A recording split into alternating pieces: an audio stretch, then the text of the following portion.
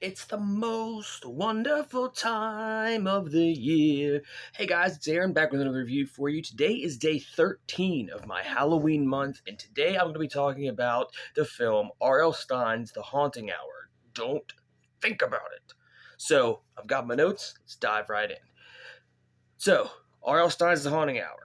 Released September 4th of 2007. Once again, just move it a month over and make it Halloween month. Directed by Alex Zam, starring Emily Osment, Cody Lindley, Brittany Curran, Alex Winzenred, and Tobin Bell, better known as Jigsaw. And Emily Osment is actually, for those of you that don't know, the girl from the film Cyberbully. So if you've seen that, that's where you've seen her from. But, the plot is a goth girl, Cassie Keller, moves with her family to a new neighborhood and school, but finds power in an enchanted book. So the film is based off of, as most of them are, R.L. Stine's The Haunting Hour, the book, Goosebumps, that kind of thing. It was filmed in Pittsburgh, and they used over 100 locals, and it said it couldn't have happened without any help from Steeltown. Usually I don't throw in that kind of stuff necessarily, but, if it's an important production note, I'll bring it in. And this one, like I said, you wouldn't have had this film without the help of Pittsburgh. So I thought it was pretty cool. There was a couple complaints that I read that I thought were interesting, and one of the reviewers that watched it said there was too much product placement, and I was like, oh, okay, so we've got an Adam Sandler film, clearly. But I didn't really pay enough attention because sometimes after I watch something is when I will get the production notes, and that's what happened in this one, so I didn't notice it when I watched it. But, it's... one thing, it's an hour and a half runtime, and that means that the title lied to you, kids. It means, oh my gosh, it said The Haunting Hour. Maybe that's why it's don't think about it. Maybe it's like it's The Haunting Hour. Don't think about it, though, because we're lying. I don't know. But, so when we first open up, there is a very cool nod to, I'm hoping, John Carpenter's Halloween, because you see a jack-o'-lantern just like you do in the first one, and you see the titles. So I'm hoping that's where they did there. If not, they just were lucky. I don't know, but I really like to think that that's, what they were doing. But I thought it was really cool. But so this whole premise is based off of, like I said, a girl who she gets this enchanted book, and so she goes in, and Tobin Bell is actually the guy that sells it to her, and it's like, yeah. So she goes to get it. It's like, okay, Tobin Bell's being Tobin Bellism, but then she can't go.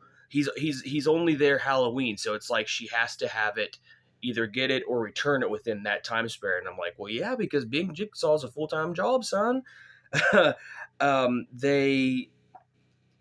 So what happens is her parents go out to a party, with an adult party, and she leaves her and her brother alone, and she makes her take her brother trick-or-treating.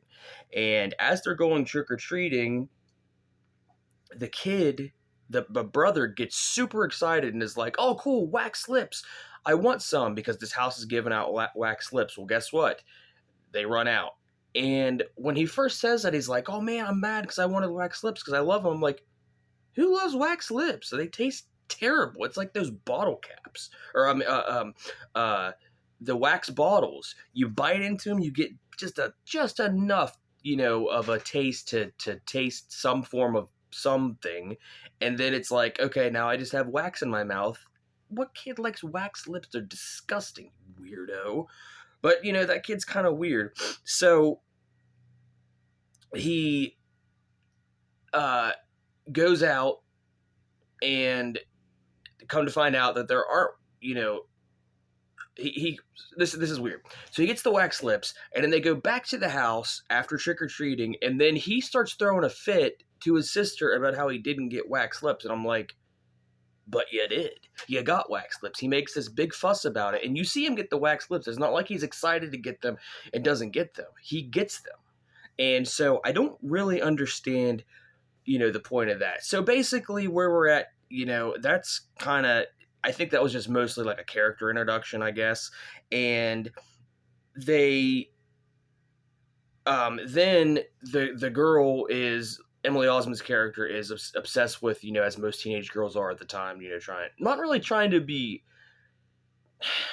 I will say she doesn't necessarily try to be cool because she like has the whole goth thing going on, but she gets really like whenever people aren't accepting of it. And it's like, as somebody who, I never had a goth phase, but I used to have the pink mohawk and all the kinds of cool stuff like that. You can't necessarily be mad. And if she lives in a tight knit town or a small town like I do, you can't really be mad when that kind of stuff draws attention, negative attention. But she's a teenager.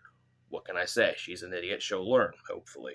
But there's one thing so she's trying to impress these kids, and she runs into her and the boyfriend run into the popular girl, and she of course is typical stuck up punk, and she doesn't like some kid's toy that is brought up, and she calls it retarded, and I was like, really, movie? Like, you're gonna say that word? That, I know people have different opinions on that word, and some people find it offensive. I do. Some people don't find it offensive, but even if you don't find it offensive, I don't, whether or not kids say that in, normal lingo today, I don't really think that it was necessarily to put in a kid's film regardless. I don't care if kids talk like that or not. I didn't find it necessary because it was just very off-putting, and like I said, I was very like, as soon as it was there, I was like, really, movie? Like, why? But anyway, so they get back, they're back at the house and everything, and of course she's checking out this book, and she loves it and all that. Well, the brother comes in and is like, hey, I want a bedtime story, and she offers up Berenstain Bears, and the brother's like, oh no, I hate them. I was like, what? You can't hate Berenstain Bears, dude. Come on, man. Like, Berenstain Bears are the bomb. Everybody that grew up reading those knows that they're awesome. I grew up reading them. I know that, my siblings did. The Berenstain Bears are awesome, dude. I don't know how you don't like the Berenstain Bears. And he's, I was like, you little twerp. Like, what are you doing? But then I looked in the background, and he had a Pokemon bed. And it was like, okay. But it was like the original 150 to 151 back with Mew and Mewtwo. And I was like, respect. You almost lost your card there. I don't know what card, a lot of times it's a man card or whatever, but you almost lost your maybe kid card from that one, from not liking Berenstain Bears. But he had the original, 150 Pokemon cards there, so, or the bed. So it's like, all right, we can handle that. But it's so basically now what she has done is summoned an evil force with this book, and of course Jigsaw warned her, like, oh, blah, blah, blah, as you always do in these types of films. He warned her not to do it. Well, guess what? She's a freaking teenager, and she knows better than you, Jigsaw, you idiot. And so she reads the book and starts screwing around with it. Well, guess what happens? A freaking world opens up, and the evil spirits are released onto the stuff, and so the little brother gets, like how I mentioned that ooze crap earlier, the little brother gets like taken over by that, and it drags them into like this different dimension. At least that's what I perceived was going on. And so her and the popular girl and the boy that she's trying to get with all go to save the brother. And at first, the popular girl, of course, is not having any of it. I don't remember even how they dragged her along to it, but they did. And so that's what happens there. But the boyfriend, excuse me, if I remember, is very kind of hesitant at first. Like he's very like not into helping, even though there was really no reason to not, because yeah, the lead, Emily Osment's character, she's a little brat and everything, but like she's not to him, so I didn't really understand why he wasn't really willing to do anything about that. But regardless, I digress. He decides to help her as long with the preppy girl and all that. Well, come to find out, the preppy girl's missing too. Well, so it's just her and the boyfriend, and they go find this secret like tunnel lair thing. It kind of looks like Shelob's lair in Lord of the Rings, but it's more like, looks like there's blood or guts stuff everywhere more than that. But find out that they're all like kind of webbed in. That's why I said it's like Shelob's lair, because it is. It's not really like an ooze that we've been seeing everywhere else. It's very much a like kind of a webbing that they're trapped in. And once again, you got to give credit where credit's due. The one thing that I did find very awesome about this film is they use practical effects and not a lot of CGI. I mean, there was some CGI you can tell, but you also can't really tell. You know what I mean? Like it's not like over the top, like, oh god, because sometimes these films will happen, especially in kids films. It's like we got to use CGI and we've got to try to blah blah blah, and if they don't have the budget, they still try to use it anyway, and it looks very 2003 kind of crap. And guess what, back to Lord of the Rings again. In 2003, the Lord of the Rings came out, and the practical effects dominated the industry. So just goes to show where you're at, and there's a lot to be said with practical effects, because I don't think that, especially in horror films, I don't think people like to use them, and they don't realize that, now, not for everything, but they don't realize how many, practical effects look amazing. And that's one thing I really liked about this film, because it's a kids film, and they really could have gone the way of just, like I said, throwing in some CGI because it's kids and they don't care and it's a kids film and blah blah blah. But the the people behind this one, actually, I'm presuming, gave a crap, because it looks pretty good. It really does, for the most part.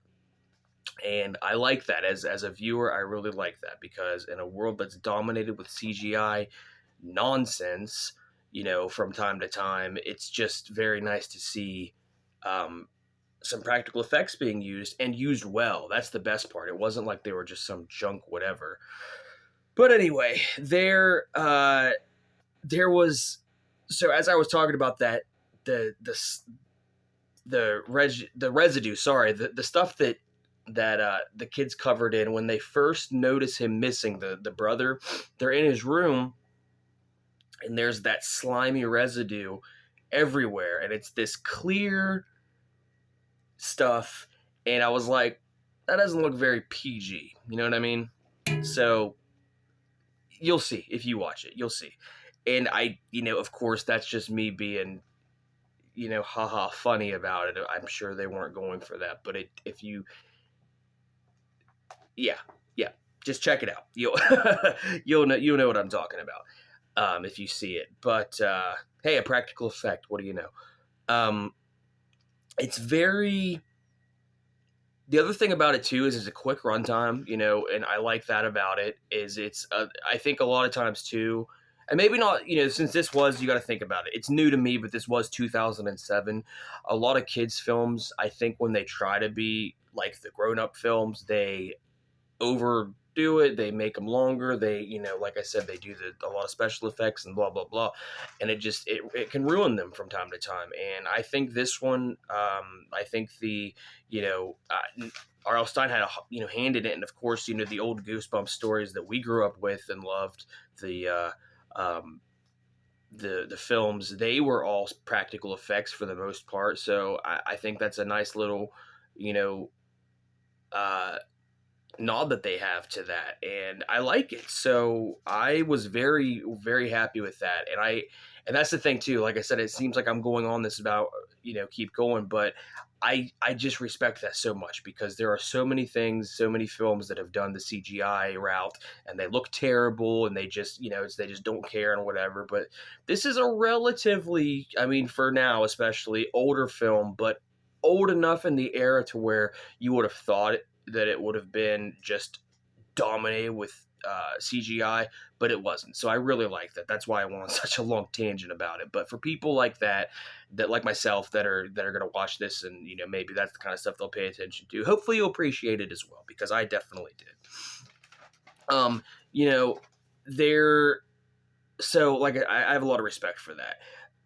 When they were helping her brother out of it, the boyfriend says that he doesn't mind helping, because John Carluli, or Caroli, I don't know how you said his name, is he's bad at parties, so he's missing the party, but he doesn't care because John Caroli throws bad parties. Burn, John Caroli, Carl Charluli, whatever your name is. Burn, kid. You don't even know. You just got burned by some kid that, is too busy to go to your freaking party because he's helping his lady out, help his brother out. So, what's up, John Carloli? Your parties are done now, son. Done forever. Freaking out.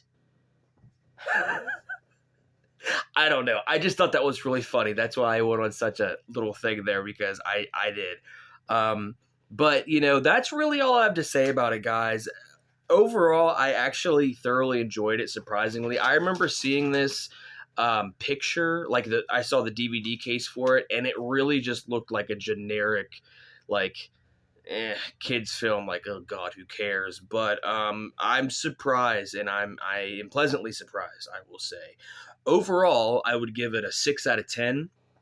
I highly recommend checking it out, especially if you got kids at the house, let them watch it. And actually, it is available on Tubi, the one that I keep praising left and right. That's where I watched it today. And it is coming up on Cartoon Network on the 29th at 1 p.m. and 4 p.m. That, for DirecTV people out there like myself, that is channel 296. So check it out. Let me know what you guys think. What do you guys think of Halloween month so far? I hope you have enjoyed everything. I got some more coming up for you guys. And we will be back. We, as in me and the skeleton here, will be back with some more for you. And hope the rest of the season suits you as well as this one has so far. I've been having a blast, dude, and I hope you guys are having a blast watching it. So like and subscribe, tell your friends. Let's get some more people, build our community up, guys. Alrighty, take care.